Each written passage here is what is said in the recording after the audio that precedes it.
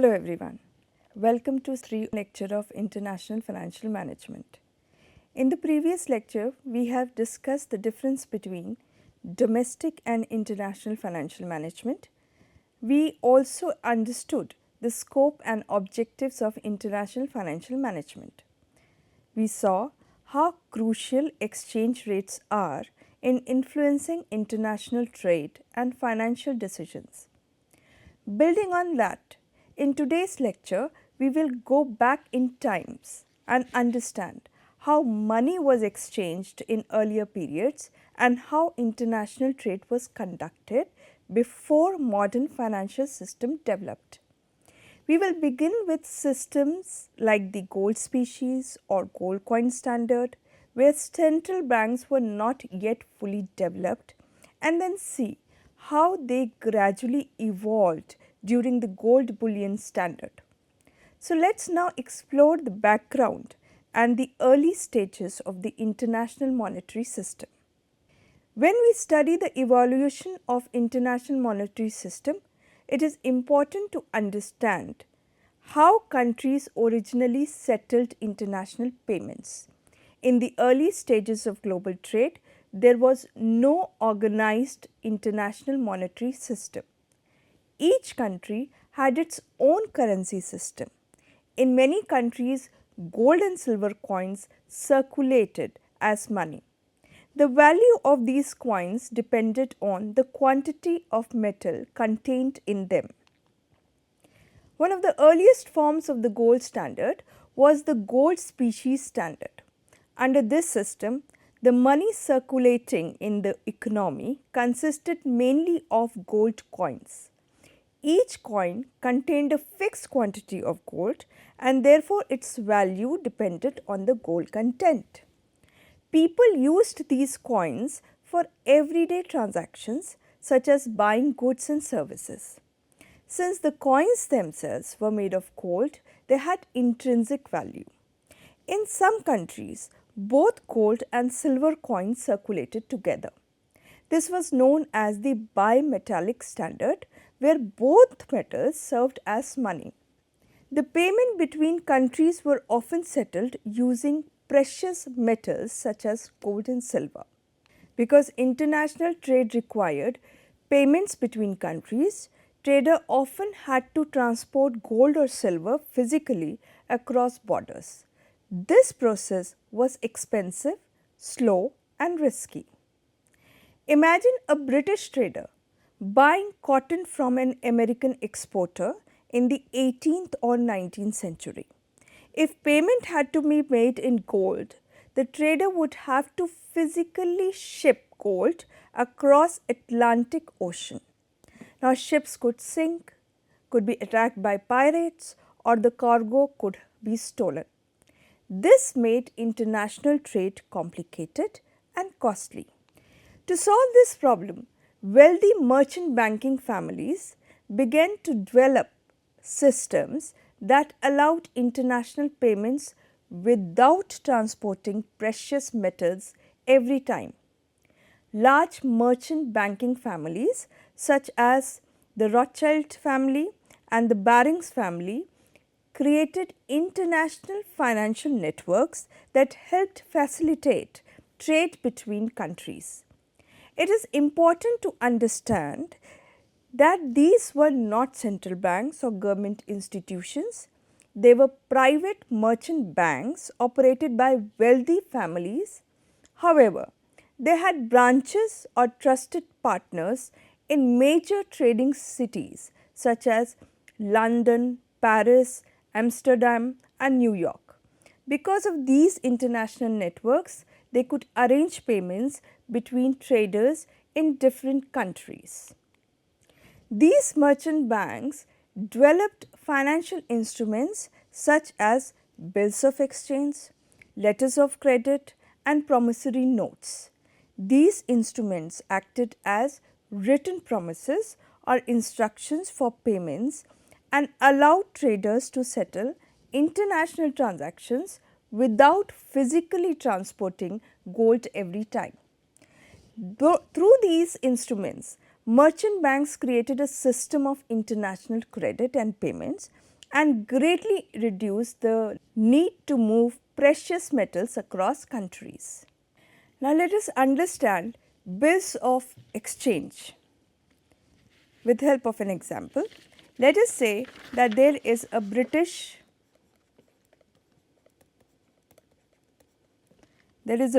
importer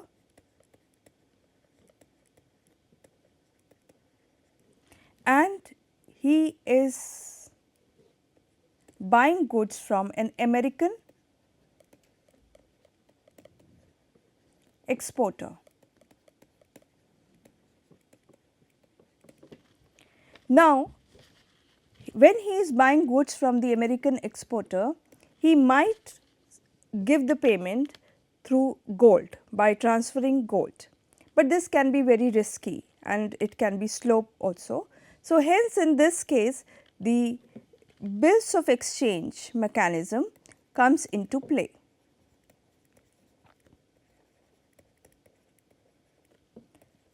Now, what the importer will do, the importer will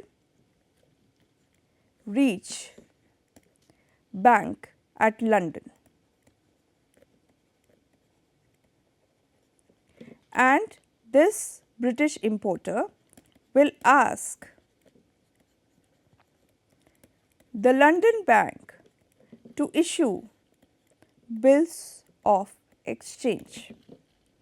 Now, instead of sending gold to the exporter, the British importer will send this bills of exchange to the exporter who is in America. Now, this American exporter will present the bill of exchange to a bank which is in American bank. The American bank on the presentation of bills of exchange is going to give either gold to the American exporter or may even credit his accounts. So, in this way there was no physical travel of or transportation of gold from the British importer to the American exporter. Now, the question is, from where did this American bank got so much of money that he was able to pay to the exporter? Now, banks in different countries had business relationships with each other. The American bank knew the London bank. This is the bank that had issued the bills of exchange, and the American bank also knew that the London bank would eventually settle the payment. Therefore, the American bank was willing to make the payment to the exporter. At the same time, trade was happening in the opposite direction as well. American traders were importing goods from Britain. Those American traders would obtain bills of exchange from the American banks that were payable in London. These bills would be sent to the British exporters who would present them to the banks in Britain for payment. Over time, both British and American banks accumulated bills of exchange drawn on each other. Instead of settling every transaction separately with gold, banks periodically calculated the net balance between them. For example, suppose British banks had bills worth $1 lakh payable in the United States, while American banks had bills worth $90,000 payable in Britain. Instead of shipping gold for the entire amount, only the net difference of $10,000 needed to be settled. In this way, the banking system allowed most international payments to be settled through financial instruments. Gold had to be moved only occasionally to settle the final net balance. These merchant banking networks performed many functions that modern banks perform today. They financed international trade, arranged payments between countries, managed foreign exchange transactions, and sometimes even lent money to governments. However, they were still private institutions, not government controlled banks. As international trade expanded and economies grew larger, governments realized the need for more organized and regulated financial system. This eventually led to the development of central banks, institutions responsible for issuing currency, managing gold reserves and maintaining financial stability. One of the earliest example is the Bank of England, which was established in 1694 and gradually evolved in a modern central banking institutions. In this way, merchant banking networks laid the foundation for the structural banking system we see today, including commercial banks, central banks and international financial institutions. Under metallic systems, actual gold or silver coins had to be used for transactions, which was inconvenient, risky and limited in supply. Carrying large amount of metal was difficult and unsafe, especially for long distance trade. The gold standard solved this problem by allowing countries to use paper currency, which represented a fixed amount of gold instead of physically engaging metals. And hence came the emergence of classical gold standard, and this is an international monetary system in which each participating country fixes the price of its currency in terms of specified quantity of gold and maintains free convertibility between its currency and gold at that fixed price. In short, the gold standard combines the stability of gold with the convenience of paper money, which made it better suited for expanding economies and international trade. The gold standard was a monetary system in which the value of a country's currency was directly linked to gold. Governments defined these currencies in terms of a fixed quantity of gold, and the central bank promised to convert paper currency into gold at the fixed rate. As international trade expanded, countries needed a stable system for determining exchange rate. Gold standard helped in achieving the objective. Because each currency had a defined gold value, exchange rates between the currencies were automatically determined. For example, suppose the United States defined 1 ounce of gold as equal to $20.67 and Britain defined 1 ounce of gold as equal to 4.25 pounds.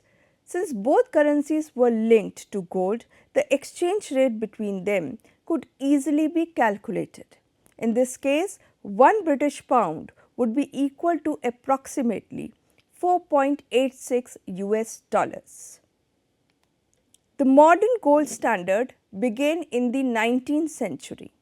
The United Kingdom formally adopted it in 1821, followed by Germany in 1871 and the United States in 1879. By the 19th century, most major trading nations were operating under some form of the gold standard.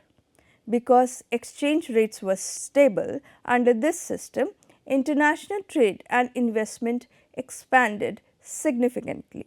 Under this system, gold coins still circulated, but paper currency was also used.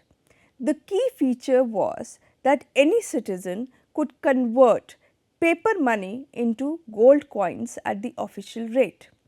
Because gold coins circulated freely, international payment could also be settled by shipping gold between countries whenever necessary. There used to be automatic adjustment mechanism under the gold standard. Now, for example, if the UK is having exports greater than imports, then it will lead to inflow of gold to the country.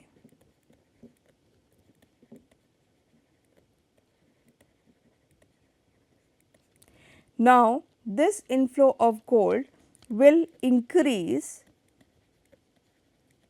money supply in UK. And as we know, if there is an increase in money supply, the prices of domestic goods increases. Domestic goods, that is goods in UK, increased. When the prices of domestic goods increase, then they become very expensive for export purpose, and hence export becomes expensive and import cheap.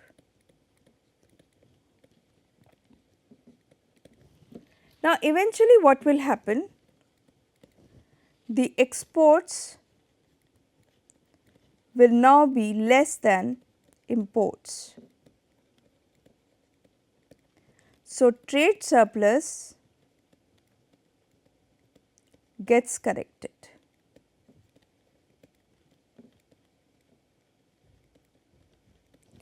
Now, let us see what is happening in USA. Let us say that in USA the reverse thing is happening. In USA the imports are greater than exports. There is going to be outflow of gold from the country. Now, this outflow of gold from the country is going to shrink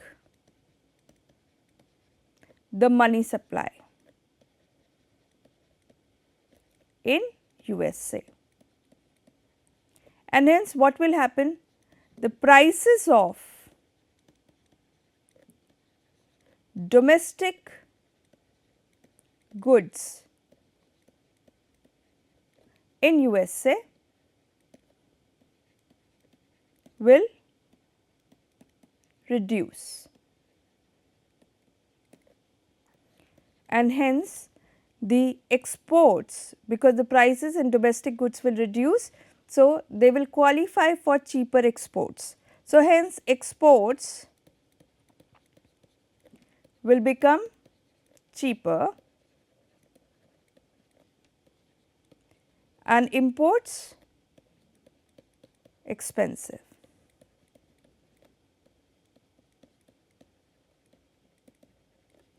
This will lead to the reversal, and hence what will happen? The imports will be reduced and exports will increase, and this will lead to the correction of trade deficit gets corrected.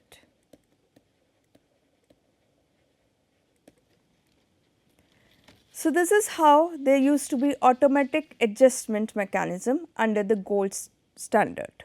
Now, let us talk about exchange rate adjustment mechanism. Now, here the official rate is £1 is equal to $2 and the market rate is £1 is equal to 1.80. Now, let us say that £1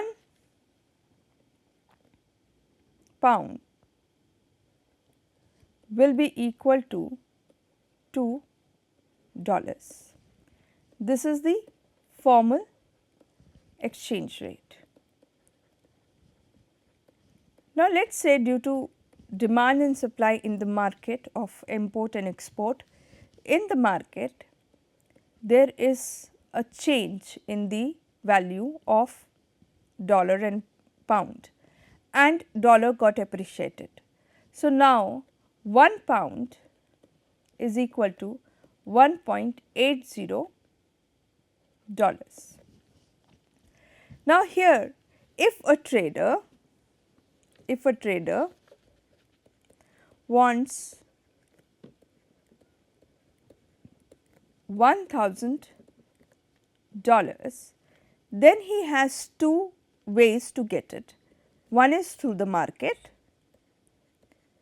and another is through the central banks via gold.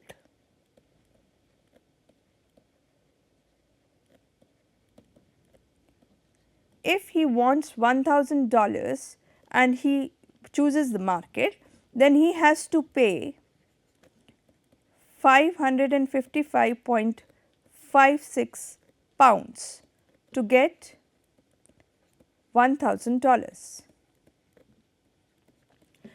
Now, why he is going to do it? He will take a better position, and what he will do is he will buy gold, that is 1000 ounce of gold, and exchange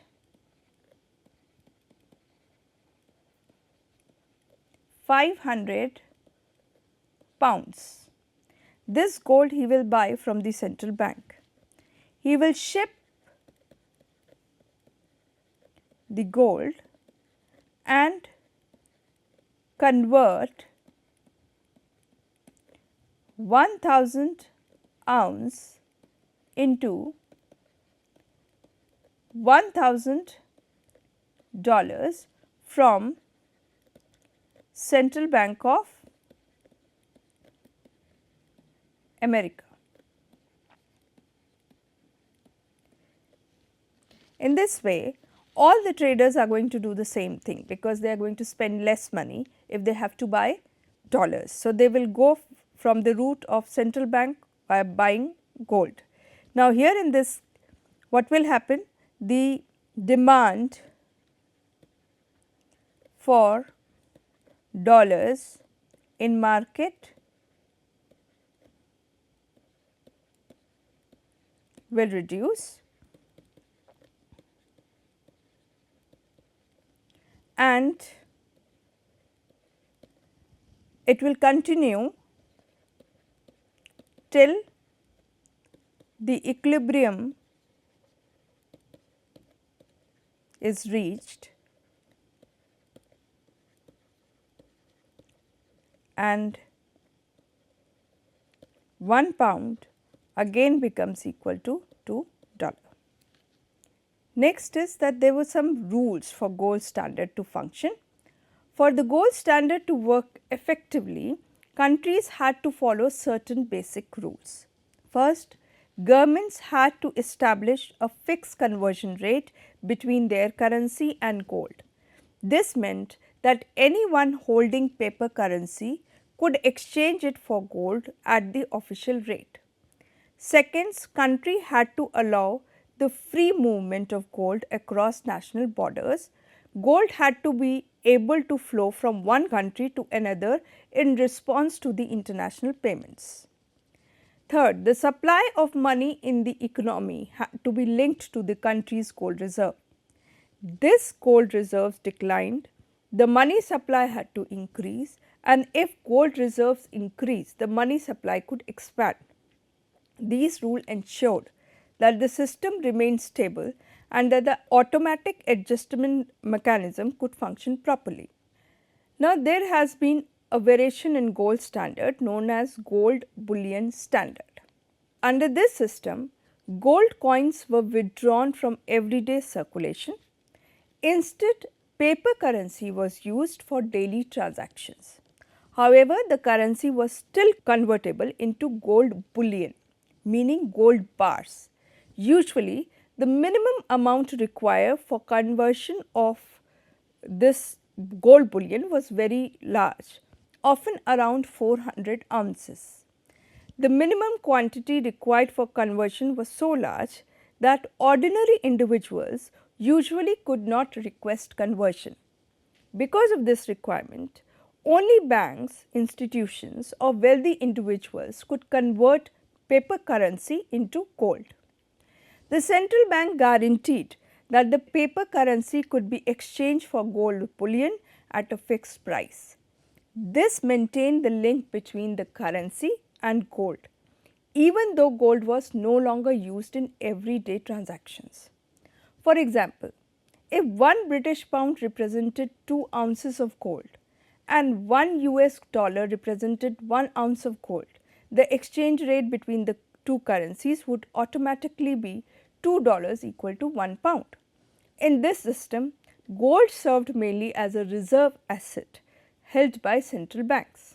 The gold coins were used directly by the public for transactions. Paper money could be freely converted into gold coins at a fixed rate. Both gold and paper circulated together, ensuring high trust. However, using coins was inconvenient for large transactions. Under gold bullion standard, gold was held primarily by central banks as a large gold bars. Paper money was convertible into gold, but only for banks and large institutions. The public used only paper currency. Thus, gold operated at an institutional level, not in a daily use. Now, for a quick summary, let us summarize like gold specie standard means money itself was in gold. Gold coin standard means paper money convertible into gold coins, and gold bullion standard means paper money convertible into gold bullion only, that is the minimum amount of gold bar. Now, let us talk about the advantages of gold standard. One of the major advantages of the gold standard was exchange rate stability.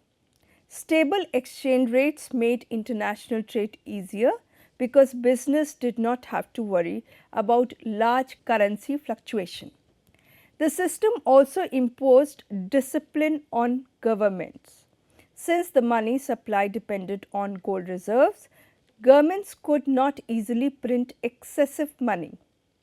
As a result, the period of the classical gold standard witnessed a significant expansion of international trade and investment. The disadvantage of gold standard was that the supply of gold increased only slowly. Since the money supply depended on gold reserves, economic growth could sometimes be restricted by the availability of gold. Another issue was the uneven distribution of gold reserves among countries.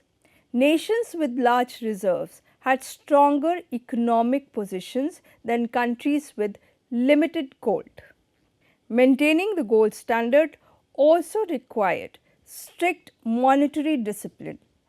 Governments sometimes had to sacrifice domestic goals such as reducing unemployment or stimulating economic growth in order to maintain gold convertibility. Finally, mining gold itself is a costly affair, and using gold primarily as a reserve asset adds to the economic burden. The gold standard reinforced global inequality and encouraged exploitative economic practices. Since currencies depended on gold, countries started competing for gold resources. This pushed powerful nations towards colonial expansion. Gold rushes may look like economic opportunities, but they often caused social disruption and environmental harm. So, the gold standard was not just an economic system, it also had geopolitical consequences. In conclusion, the gold standard played an important role in development of the international monetary system. By linking currencies to gold, it created stable exchange rates and supported the expansion of international trade and investments. However, the system also imposed significant constraints on the national economic policies and depended heavily on the availability of gold reserves. Over time, these limitations led countries to move towards new international monetary arrangements. Thank you.